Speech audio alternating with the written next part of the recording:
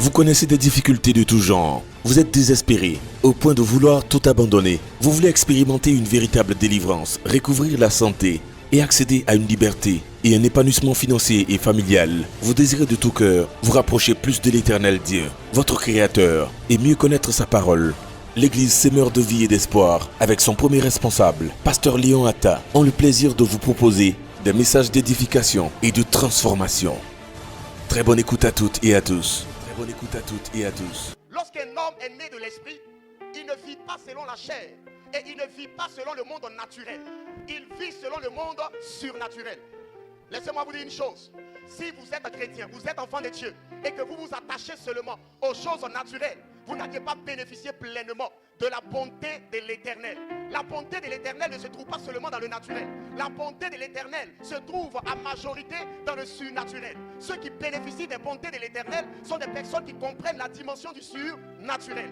Si Dieu nous dit que cette année 2025 est l'année des multiples bontés, ça veut dire que c'est une année dans laquelle tu dois être capable de vivre dans le surnaturel. Si tu ne peux pas vivre dans le surnaturel, tu ne comprendras pas cette pensée de Dieu selon laquelle il va t'accorder ses multiples bontés. La bonté de Dieu ne peut pas être manifestée pleinement si tu ne comprends pas le surnaturel.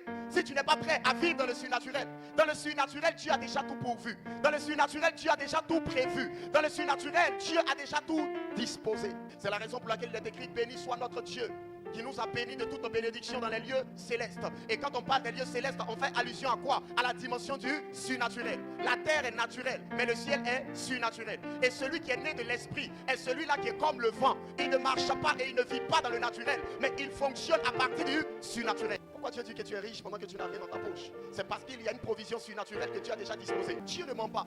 La parole de Dieu est la vérité. La parole de Dieu est vraie. Et donc tout ce que Dieu dit, c'est la vérité. Quand la Bible dit que notre Dieu est le Dieu de l'or et de l'argent, ce n'est pas faux. Mais beaucoup de chrétiens que vous voyez aujourd'hui ont tous des problèmes financiers. Alléluia. Est-ce que Dieu ment? Est-ce que ce que la parole de Dieu dit n'est pas la vérité? Si, c'est la vérité. Mais le problème, ce sont les provisions surnaturelles que les chrétiens n'ont pas compris. Il y a des provisions surnaturelles à la disposition des enfants de Dieu. Dieu a déjà pourvu une certaine provision pour chaque chose. Mais le problème, c'est que les enfants de Dieu ne comprennent pas, ne croient pas au mystère des provisions surnaturelles. Lorsque quelqu'un a un problème, il ne croit pas au fait que de façon surnaturelle, Dieu peut pourvoir à ce besoin-là. Mais il compte aussi les gens. C'est la raison pour laquelle lorsque tu as des soucis, tu ne vas pas vers Dieu d'abord parce que tu ne crois pas aux provisions surnaturelles. Mais tu crois aux provisions naturelles. Et c'est la raison pour laquelle tu appelles ton frère, tu appelles un ami pour lui demander de l'argent. Toute situation et tout problème par lequel vous passez aujourd'hui, comprenez que Dieu a déjà pourvu surnaturellement pour ces choses-là. Si vous savez vous approcher de Dieu et de rechercher cette provision, Dieu va vous l'accorder. Et je prie pour vous ce matin, afin que toute provision que le Seigneur avait disposée et préparée pour vous, qu'il vous l'accorde en cette année au nom de Jésus. Dieu fait sortir les enfants d'Israël. Ils sortent de l'Égypte et ils rentrent dans le désert. Dans le désert, vous le savez, on ne peut pas faire d'agriculture dans le désert. On ne peut pas faire d'élevage dans le désert parce qu'il n'y a pas d'eau.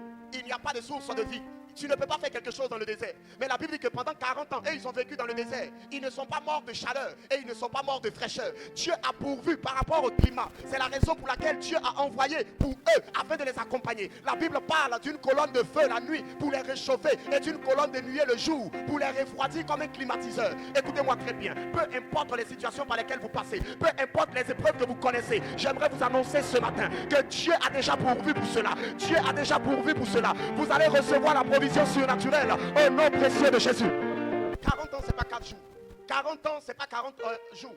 40 ans, c'est pas 40 mois.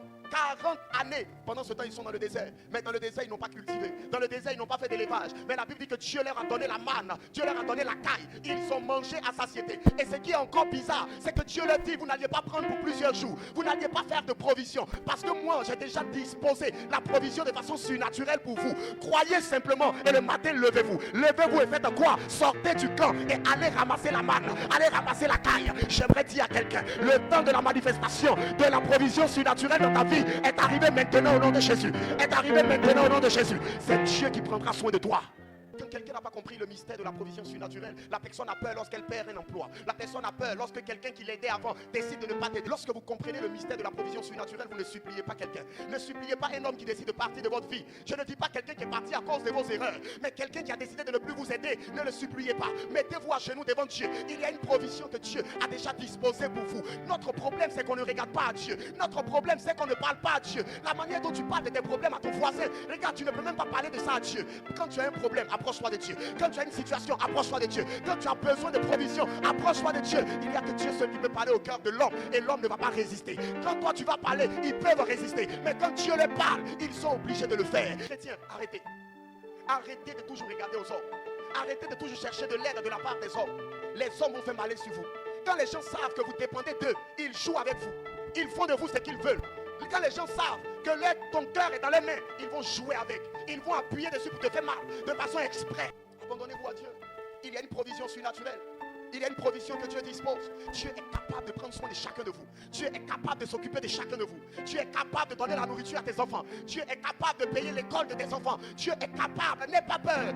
Approche-toi de Dieu. Approche-toi de Dieu. Cherche Dieu. Marche avec Dieu. Sers Dieu. Fais ce qu'il faut pour Dieu et tu verras. Les enfants d'Israël étaient dans le désert. La Bible dit que lorsque Dieu se révèle à Moïse, il dit va dire à Pharaon de laisser aller mon peuple afin qu'il me serve. Tant que vous vous engagez à servir Dieu, Dieu pourvoit à vos besoins de façon surnaturelle.